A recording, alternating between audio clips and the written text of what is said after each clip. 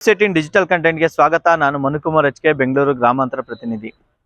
ದೊಬ್ಲಾಪುರ ಅಂದ್ರೆ ಸಾಕು, ಇಲ್ಲಿನ ನೇಕಾರರು ಸೀರೆಯನ್ನ ನಂಬಿಕೊಂಡು ಜೀವನ ಮಾಡುವಂಥದ್ದು. ದೊಬ್ಲಾಪುರ ನಗರವನ್ನು ಕೂಡ ನೇಕಾರಿ ನಗರ ಅಂತಲೇ ಕರೆಯುವಂಥದ್ದು ಪ್ರತೀತಿ. ಆದ್ರೆ ಈಗ ಈ ನೇಕಾರರಿಗೆ ಸಾಕಷ್ಟು ಸಂಕಟ ಎದುರಾಗಿರುವಂಥದ್ದು. ಈ ಹಿನ್ನೆಲೆಯಲ್ಲಿ ಈಗ ಸಾಕಷ್ಟು ಬೇಡಿಕೆಗಳನ್ನ ಸರ್ಕಾರದ ಮುಂದೆ ಇಟ್ಟು ಈಗ ಪ್ರತಿಭಟನೆಗೂ ಕೂಡ ಮುಂದಾಗಿರುವಂಥದ್ದು. ಈ ಕುರಿತ ಒಂದು ಸ್ಟೋರಿಯನ್ನ ಹೇಳ್ತೀನಿ. ಅದಕ್ಕೂ ಮುಂಚೆ News18 ಯೂಟ್ಯೂಬ್ ಚಾನಲ್ ಸಬ್ಸ್ಕ್ರೈಬ್ ಆಗಿ, ಮತ್ತೆ ಫೇಸ್ಬುಕ್ ಇನ್ಸ್ಟಾಗ್ರಾಮ್ ಪೇಜ್ನ ಫಾಲೋ ಮಾಡಿ, ಶೇರ್ ಮಾಡಿ. ಧರ್ಮಾಪುರಂ ಕಾಂಚೀಪುರಂ ಸೀರೆಗಳನ್ನ ನೋಡಿದಿರ. ಆ ಕಾಂಚೀಪುರಂ ಮತ್ತೆ ಧರ್ಮಾಪುರಂ ಸೀರೆಗಳಿಗೆ ಬಹುತೇಕ ದೊಬ್ಲಾಪುರದಿಂದಲೇ ಏನೋ ಇಲ್ಲಿನ ಸೀರೆಗಳು ಹೋಗ್ತಾ ಇರುವಂತದ್ದು. ಅಂದ್ರೆ ಇಲ್ಲಿನ ಸೀರೆಗಳನ್ನ ತೆಗೆದುಕೊಂಡು ಅವರು ತಮ್ಮ ಬ್ರಾಂಡ್ಗಳನ್ನ ಹಾಕಿಕೊಂಡು ಏನೋ ಮತ್ತೆ ಬೇರೆ ಬೇರೆ ಮಳಿಗೆಗಳಲ್ಲಿ ಆ ಮಾರಾಟವನ್ನ ಮಾಡುವಂಥದ್ದು.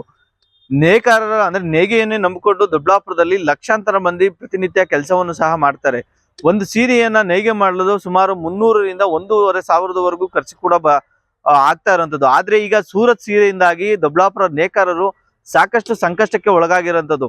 ಅಂದ್ರೆ ಸೂರತ್ನಿಂದ ಸೀರೆಗಳನ್ನ ತರಿಸಿ ಇಲ್ಲಿ ಕಡಿಮೆ ಬೆಲೆಗೆ ಇಲ್ಲಿ ದೊಬ್ಲಾಪುರ ಸೀರೆಗಳನ್ನ 1,500ದಿಂದ 2,000 ರೂಪಾಯಿಗೆ ಮಾರಾಟ ಮಾಡಿದ್ರೆ, ಸೂರತ್ನಿಂದ ಬಂದಂತ ಸೀರೆಗಳಿಗೆ ಕೇವಲ 500 ರೂಪಾಯಿಗೆ ಮಾತ್ರ ಮಾರಾಟ ಮಾಡ್ತಿರುವಂತದ್ದು. ಈ ಹಿನ್ನೆಲೆಯಲ್ಲಿ ಏನೋ ಅವರು ಅತ್ಯಾಧುನಿಕ ತಂತ್ರಜ್ಞಾನವನ್ನು ಬಳಸಿ ಮತ್ತೆ ಯಂತ್ರಗಳನ್ನು ಸಹ ಬಳಸಿ ಸೂರತ್ನಿಂದ ಬರ್ತಕ್ಕಂತ ಸೀರೆಗಳಿಗೆ ಸಾಕಷ್ಟು ಬೇಡಿಕೆಯನ್ನು ಸಹ ಈಗ ಕರ್ನಾಟಕದಲ್ಲಿ ಇರುವಂತದ್ದು. ಹಾಗಾಗಿ ಈಗ ಸೂರತ್ ಸೀರೆಯಿಂದಾಗಿ ದೊಬ್ಲಾಪುರದ ಸೀರೆಗಳನ್ನು ಕೂಡ ಯಾರು ಕೊಳ್ಳಲು ಕೂಡ ಮುಂದಾಗ್ತಿಲ್ಲ. ಮತ್ತೆ ಇಲ್ಲಿನ ಸೀರೆಗಳನ್ನ ಮೊದಲು ಯಾವ್ಯಾವ ಕಂಪನಿಗಳು ತೆಗೆದುಕೊಳ್ತಿದ್ದೋ ಆ ಕಂಪನಿಗಳು ಕೂಡ ಈಗ ದೊಬ್ಲಾಪುರದ ಸೀರೆಗಳನ್ನ ಬೇಡ ಅನ್ನೋಂತ ನಿಟ್ಟಿನಲ್ಲಿ ಮುಂದಾಗಿರುವಂತದ್ದು. ಹೀಗಾಗಿ ಏನೋ ಸಾಕಷ್ಟು ಸಂಕಷ್ಟದಲ್ಲಿ ಸಿಲುಕಿರುವಂತ ನೇಕಾರರು ಈಗ ಜನವರಿ 5ರಂದು ಪ್ರತಿಭಟನೆಗೆ ಮುಂದಾಗಿರುವಂತದ್ದು. ಸಾಕಷ್ಟು ಬೇಡಿಕೆಗಳು ಅಂದ್ರೆ ನೇಕಾರರ ಕಲ್ಯಾಣ ಮಂಡಳಿಯನ್ನ ಸರ್ಕಾರ ಸ್ಥಾಪನೆ ಮಾಡಿ ಅಲ್ಲಿ ಸುಮಾರು 2,000 ಕೋಟಿಯಷ್ಟು ಹಣವನ್ನ ನಿಯೋಜನೆ ಮಾಡಿ ಇಲ್ಲಿ ದೊಬ್ಲಾಪುರದ ಮತ್ತೆ ರಾಜ್ಯದಲ್ಲಿ ಏನೋ ತಯಾರಾಗ್ತಕ್ಕಂಥ ಸೀರೆಗಳನ್ನ ಅವರೇ ಪರ್ಚೇಸ್ ಮಾಡಿ ಮತ್ತೆ ಮಾರಾಟವನ್ನು ಸಹ ಮಾಡೋದ್ರಿಂದ ರೈತರಿಗೆ ಅಂದ್ರೆ ನೇಕಾರರಿಗೆ ಸಾಕಷ್ಟು ಅನುಕೂಲ ಆಗ್ತದೆ. ಇಲ್ಲದೆ ಹೋದ್ರೆ ನೇಕಾರಿಕೆ ವೃತ್ತಿಯನ್ನೇ ಮಾಡ್ಕೊಂಡು ಸಾಲ ಮಾಡ್ಕೊಂಡಿರ್ತಾರೆ. ಈ ಎಲ್ಲ ಸಮಸ್ಯೆಗಳಿಂದಾಗಿ ನೇಕಾರರ ಆತ್ಮಹತ್ಯೆ ಕೂಡ ಹೆಚ್ಚಾಗ್ತವೆ ಅನ್ನೋಂತ ಏನೋ ಅಳಲನ್ನು ಕೂಡ ಈಗ ತೋಡ್ಕೊಂತಿರುವಂತದ್ದು. ಸರ್, ಮೊದಲನೇದಾಗಿ ನಮಗೆ ಸೀರೆ ಮಾರೋದಕ್ಕೆ ಒಂದು ಮಾರುಕಟ್ಟೆ ಅನ್ನೋದಿಲ್ಲ ದೊಡ್ಡಬಳ್ಳಾಪುರದಾಗೆ. ಮುಖ್ಯವಾಗಿ ನಮಗೆ ಮಾರುಕಟ್ಟೆಯನ್ನು ಕಲ್ಪಿಸ್ಕೊಡ್ಬೇಕು ಸರ್ಕಾರ. ಅದೇ ರೀತಿ ಇಲ್ಲಿನ ನೇಕಾರರಿಗೆ ಕೂಲಿ ಜಾಸ್ತಿ ಕೊಟ್ಟು ನಾವು ಕೆಲಸ ಮಾಡಿಸ್ಕೋಬೇಕು. ಸೂರತ್ಗೆ 20 ರೂಪಾಯಿಗೆಲ್ಲ ಒಂದು ಸೀರೆ ನೇಯ್ತಾರೆ. ಇಲ್ಲಿ ಒಂದು ಸೀರೆ ನೇಯಿಸ್ಬೇಕು ಅಂದರೆ 300 ರೂಪಾಯಿ ಕಾಸ್ಟ್ ಬೀಳುತ್ತೆ ಸರ್. ನಾವಿವತ್ತು ಜನವರಿ 5 ದೊಡ್ಡಬಳ್ಳಾಪುರ ಸ್ವಯಂ ಪ್ರೇರಿತ ಬಂದ್ ಮಾಡ್ತಾ ಇರುವಂತ ಉದ್ದೇಶ, ನಾವು ಸೂರತ್ತಿಂದ ಬರ್ತಾ ಇರುವಂತ ಸೀರೆನ ತಡಿಬೇಕು ಅಂತೇಳಿ ಸರ್ಕಾರನ ಒತ್ತಾಯ ಮಾಡ್ತಾ ಇದ್ದೀವಿ. ಬಹಳ ಮುಖ್ಯವಾಗಿ ಸೂರತ್ ಸೀರೆ ನಾವಿವತ್ತು ದೊಡ್ಡಬಳ್ಳಾಪುರದಲ್ಲಿ ಉತ್ಪಾದನೆ ಮಾಡ್ತಾ ಇರುವಂತ ಸೀರೆಯ ಬೆಲೆಯ ಅರ್ಧ ಬೆಲೆಗೆ ಮಾರಾಟ ಮಾಡ್ತಾ ಇದ್ದಾರೆ. ಅರ್ಧ ಬೆಲೆಗೆ ಮಾರಾಟ ಮಾಡ್ತಾ ಇರೋದ್ರಿಂದ ನಾವು ಉತ್ಪಾದನೆ ಮಾಡ್ತಾ ಇರುವಂತ ಸೀರೆ ಅವ್ರ ಬೆಲೆ ಇಲ್ಲ, ನಮಗೆ ಬೇಡಿಕೆನೂ ಇಲ್ಲದೆ ಇರುವಂತ ಪರಿಸ್ಥಿತಿ ನಿರ್ಮಾಣ ಆಗಿದೆ. ಸಂಪೂರ್ಣವಾಗಿ ನೆಲಕಚ್ಚೋಗಿರುವಂತ ಪರಿಸ್ಥಿತಿಗೆ ನಾವು ಇಳಿದು ಬಿಟ್ಟಿದ್ದೀವಿ. ಇದೇ ಪರಿಸ್ಥಿತಿ ಇನ್ನೊಂದು 2-3 ತಿಂಗಳು ಮುಂದುವರಿತು ಅಂತಂದ್ರೆ ಆತ್ಮಹತ್ಯೆಗಳು ಆಗುವಂತ ಸಂಭವ ಆಗ್ತದೆ. ಈಗ ಆಲ್ರೆಡಿ ಸಾಕಷ್ಟು ಹೋರಾಟಗಳು ಮಾಡಿದ್ದೀವಿ, ಸರ್ಕಾರದ ಗಮನ ಸೆಳೆದಿದ್ದೀವಿ.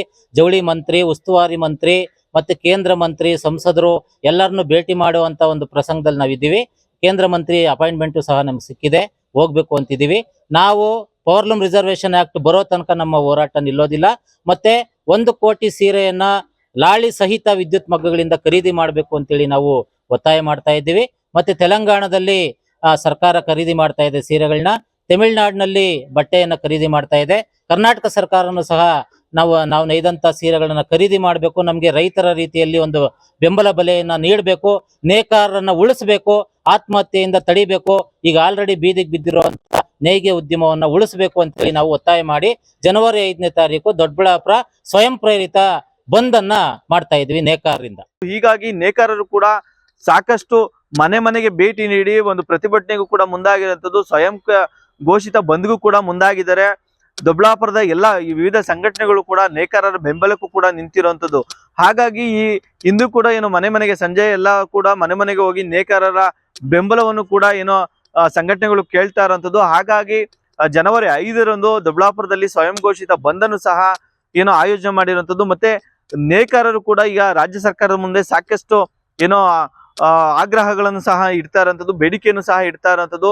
ಅಂದ್ರೆ ಈಗ ಮಳಿಗೆಗಳನ್ನ ಸ್ಥಾಪನೆ ಮಾಡಿ ಇಲ್ಲಿಂದ ನಾವು ತಯಾರಾಗುವಂತ ಸೀರೆಗಳನ್ನ ಮಾರಾಟ ಮಾಡಿದ್ರೆ ನಮಗೆ 200-300 ರೂಪಾಯಿ ಒಂದು ಸೀರೆಗೆ ಸಿಕ್ಕಿದ್ರೆ ನಾವು ಪಟ್ಟಂತ ಶ್ರಮಕ್ಕೆ ಒಂದು ಕೂಲಿ ಸಿಗುತ್ತದೆ. ಇಲ್ಲದೆ ಹೋದ್ರೆ ಮಳಿಗೆಗಳಿಲ್ಲದೆ ಈಗ ಸಾಕಷ್ಟು ಬ್ರಾಂಡ್ಗಳು ಕೂಡ ನಮ್ಮ ಸೀರೆಗಳನ್ನು ತೆಗೆದುಕೊಳ್ಳಲು ಮುಂದಾಗ್ತಿಲ್ಲ. ಎಲ್ಲರೂ ಕೂಡ ಸೀರೆ ಬೇಡ, ಸೂರತ್ ನಿಂದಲೇ ಬರ್ತಕ್ಕಂತ ಸೀರೆ ಸಾಕಷ್ಟು ಕ್ವಾಲಿಟಿಯಿಂದ ಇದೆ ಮತ್ತೆ ಕಡಿಮೆ ಬೆಲೆಯಲ್ಲಿ ಸಿಗ್ತದೆ ಅನ್ನೋಂತ ರೀಸನ್ ಕೊಟ್ಟು ಈಗ ಈ ದೊಡ್ಡಬಳ್ಳಾಪುರದ ಸೀರೆಗಳನ್ನ ರಿಜೆಕ್ಟ್ ಮಾಡ್ತಿದ್ದಾರೆ. ಹಾಗಾಗಿ ಇಲ್ಲಿನ ನೇಕಾರರು ಸಾಕಷ್ಟು ಸಂಖ್ಯೆಯಲ್ಲಿ ಸೀರೆಗಳನ್ನು ಸಹ ರೆಡಿ ಮಾಡ್ಕೊಂಡಿಟ್ಟಿದ್ದಾರೆ.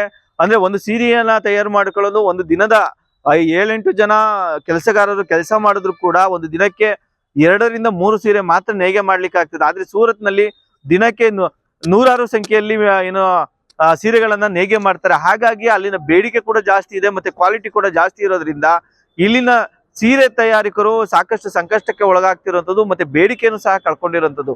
ಹೀಗಾಗಿ ವಿವಿಧ ಬೇಡಿಕೆಗಳನ್ನ ಮುಂದಿಟ್ಕೊಂಡು ಜನವರಿ 5ರಂದು ಬಂದ್ಗೆ ಕರೆ ನೀಡಿರುವಂತದ್ದು. ಹಾಗಾಗಿ ಸರ್ಕಾರ ಕೂಡ ಈ ನೇಕಾರರ ಆಗ್ರಹವನ್ನ ಬೇಡಿಕೆಗಳನ್ನ ಈಡೇರಿಸ್ತದ ಅಥವಾ ಯಾವ ರೀತಿ ಕ್ರಮಕ್ಕೆ ಮುಂದಾಗ್ತದೆ ಅನ್ನೋದನ್ನ ಕಾದ್ ನೋಡ್ಬೇಕಾಗಿದೆ. ನಿರ್ಭೀತ, ನಿಷ್ಪಕ್ಷಪಾತ, ವಿಶ್ವಾಸಾರ್ಹ ಸುದ್ದಿಗಳಿಗೆ ಮತ್ತೊಂದು ಹೆಸರಾಗಿರೋ News18 ಕನ್ನಡ ಈಗ ಆಪ್ನಲ್ಲೂ ಲಭ್ಯ ಇದೆ. ದಯವಿಟ್ಟು ಇಲ್ಲಿರೋ QR ಕೋಡ್ ಅನ್ನ ಸ್ಕ್ಯಾನ್ ಮಾಡಿಕೊಂಡು ಆಪ್ ಡೌನ್ಲೋಡ್ ಮಾಡೋದಕ್ಕೆ ಮರಿಬೇಡಿ. ನಿಮ್ಮ ಬೆಂಬಲ ಹೀಗೆ ಸದಾ ನಮ್ಮೊಂದಿಗಿರಲಿ. ಧನ್ಯವಾದ.